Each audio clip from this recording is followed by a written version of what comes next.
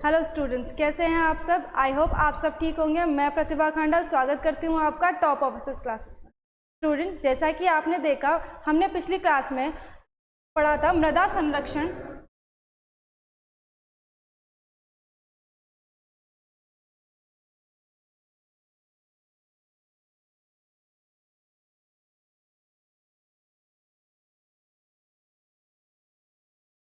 Student, हमने पिछली class में मृदा क्षरण एवं संरक्षण के बारे में पढ़ा। आज की क्लास में हम पढ़ेंगे सीड के बारे में। सीड क्या होता है? सीड बीज होता है, उसे हिंदी में क्या कहते हैं? बीज कहते हैं। आइए हम क्लास शुरू करते हैं। देखिए स्टूडेंट्स, परिभाषा। सबसे पहले सीड यानी होता है बीज। इसकी परिभाषा क्या है स्टूडेंट्स? दाना, फल, पत्ती, जड़ अथवा तने का वह भाग जो अपने समान स्वस्थ पौधे को जन्म देता है बीज कहलाता है। अब ऐसा नहीं है कि आप दाने को ही बीज बोलोगे। बेसिकली हम क्या बोलते हैं? बीज को ही दाना बोलते हैं, लेकिन ऐसा नहीं है। पौधे का वो भाग जिससे नया पौधा उत्पन्न कर सकता है, मतलब पौधे का वह भाग जो अपने समान नया पौधा उत्पन्न करने की क्षमता रखता है, वह बीज कहलाता है। जैसे वो दाना भी हो सकता है, वह फल भी हो सकता है, वह पत्ती भी हो सकती है, वह जड़ भी हो सकता है, अथवा तना भी हो सकता है। दाना, फल, पत्ती, जड़ अथवा तने का वह भाग जो अपने समान स्वस्थ पौधे को जन्म देता है बीज कहलाता है। ये इसकी सामान्य परिभाषा हो गई। अब तकनीकी दृष्टि से हम देखेंगे इसकी परिभाषा। पुष्प के परिपक्व निषेचित बीजांड को बीज कहा जाता है। क्या कहा जाता है स्टूडेंट्स? पुष्प के परिपक्व निषेचित बीजांड को बीज कहा जाता है, जिसमें क्या होता है? भ्रूण तथा भ्रूणपोष क्या होता है? सुरक्षात्मक आवरण द्वारा ढके रहते हैं। ठीक है स्टूडेंट्स, ये हो गई आपकी तकनीकी दृष्टि से परिभाषा। और ये हो गई आपकी सामान्य यानी समझने के लिए परिभाषा हो गई कि दाना, फल, पत्ती, जड़ अथवा तने का वह भाग जो अपने समान स्वस्थ पौधा उत्पन्न कर सकता है क्या कहलाएगा? बीज कहलाएगा। आइए आगे देखते हैं। उत्तम बीज के गुण। उत्तम बीज के गुण क्या होंगे? वह किस्म या वह बीज जो विभिन्न प्रकार की जलवायु एवं मृदा के प्रति अनुकूल तथा निश्चित समय पर परिपक्व अवस्था में पहुंच जाती हो, उत्तम बीज या उन्नत किस्म कहलाता है।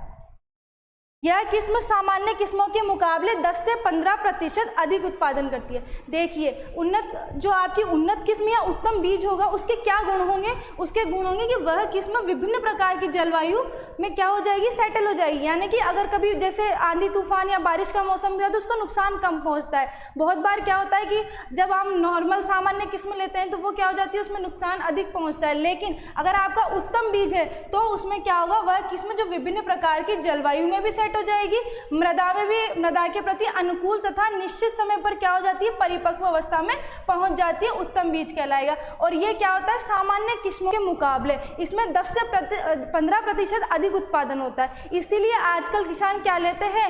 वह उत्तम बीज अब उपयोग में लेते हैं। उसका कारण ही यही है।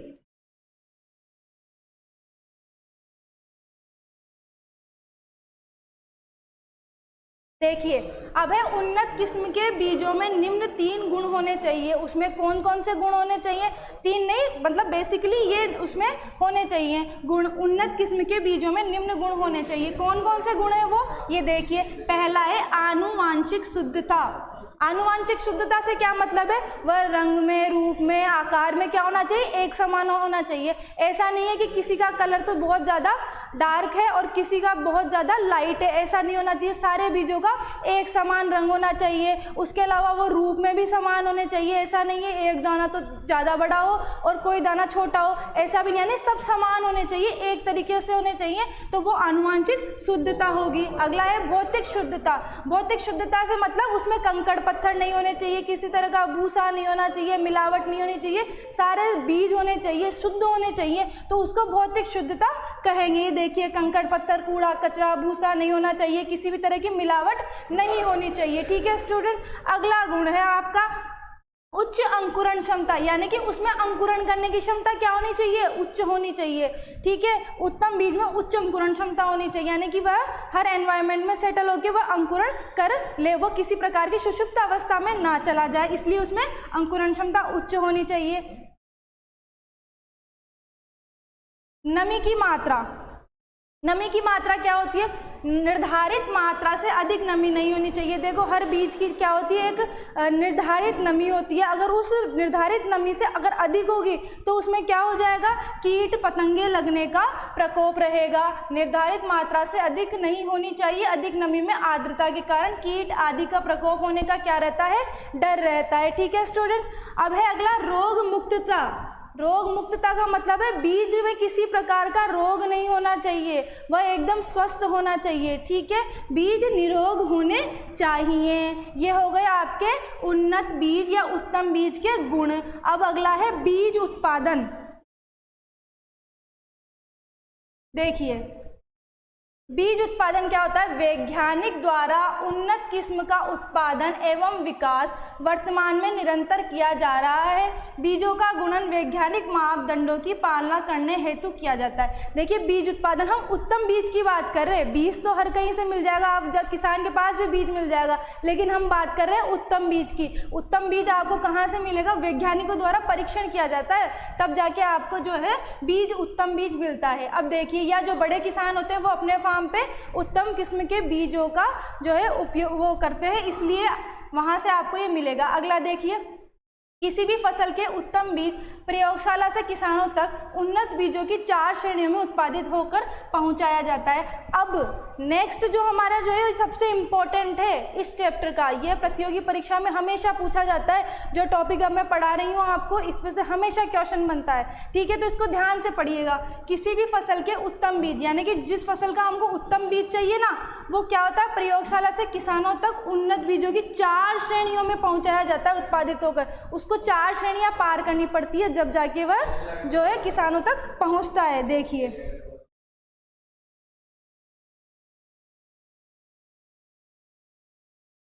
मूल केंद्रक बीज, सबसे पहला क्या है हमारा, मूल केंद्रक बीज। देखिए मूल केंद्रक बीज किसी उन्नत किस्म के बीजों की वह प्रारंभिक अवस्था है जो संबंधित पादप प्रजनक के पास होती है। इनका उत्पादन पादप प्रजनक की देखरेख में किया जाता है। यह बीज 100% शुद्ध होता है, इस पर टैग नहीं होता है। ये इसकी साधारण इसके बारे में चीजें हैं कि मूल केंद्रक जो बीज होगा वो क्या होगा, किसी उन्नत किस्म के बीजों की वह प्रारंभिक अवस्था, यानी कि पहली स्टेज है ये, जो किसके पास होगी, पादप प्रजनक के पास होगी। वह अपने खेत पे या जो उसका जो भी गार्डन वगैरह जो भी होगा उसका खेत वगैरह उस पर वह उगाएगा उसको। मूल केंद्रक बीज किसी उन्नत किस्म के बीजों की वह प्रारंभिक अवस्था है जो संबंधित पादप प्रजनक के पास होती है। ये किसके पास होती है, पादप प्रजनक के पास होती है।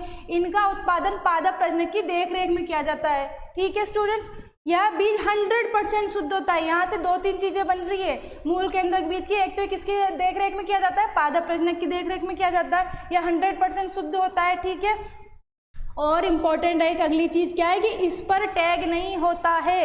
मूल केंद्रक बीज पर क्या नहीं होता है, टैग नहीं होता है। ठीक है, अगला स्टेज है हमारा प्रजनक बीज। ठीक है, प्रजनक बीज, ये प्रजनक बीज है।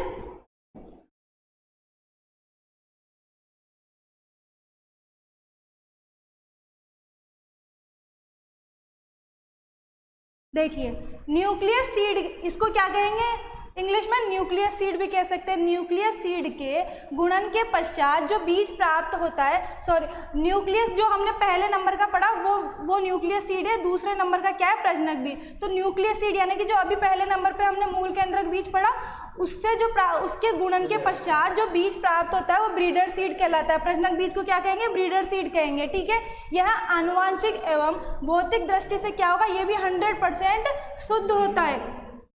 यह पादप प्रजनक की देखरेख में कृषि अनुसंधान केंद्र पर उत्पन्न किया जाता है। ये कहाँ किया जाता है उत्पन्न, कृषि अनुसंधान केंद्र पर किया जाता है। इन बीजों की थैलियों पर सुनहरे पीले रंग के टैग लगे होते हैं। इम्पोर्टेंट डाल लेना इसको। ठीक है, सुनहरे पीले रंग के टैग होते हैं। पूछ लिया जाए कि प्रजनक बीज पर किस प्रकार के टैग लगे होते हैं, उनकी थैलियों पर, प्रजनक बीज की थैलियों पर किस प्रकार का टैग होता है, तो आंसर क्या होगा हमारा, सुनहरे पीले रंग का। ठीक है स्टूडेंट्स, आगे देखते हैं आधार बीज। देखिए, प्रजनक बीज से तैयार किए गए बीज आधार बीज कहलाते हैं, यानी कि इस बीज से जो बीज तैयार हुआ उसको क्या कहेंगे? आधार बीज। प्रजनक बीज से तैयार बीज क्या होगा? आधार बीज। पूछ लिया जाए कि आधार बीज कैसे तैयार होगा? प्रजनक बीज से तैयार होगा। आधार बीज का उत्पादन किसी प्रमाणित संस्था की देखरेख में किया जाता है।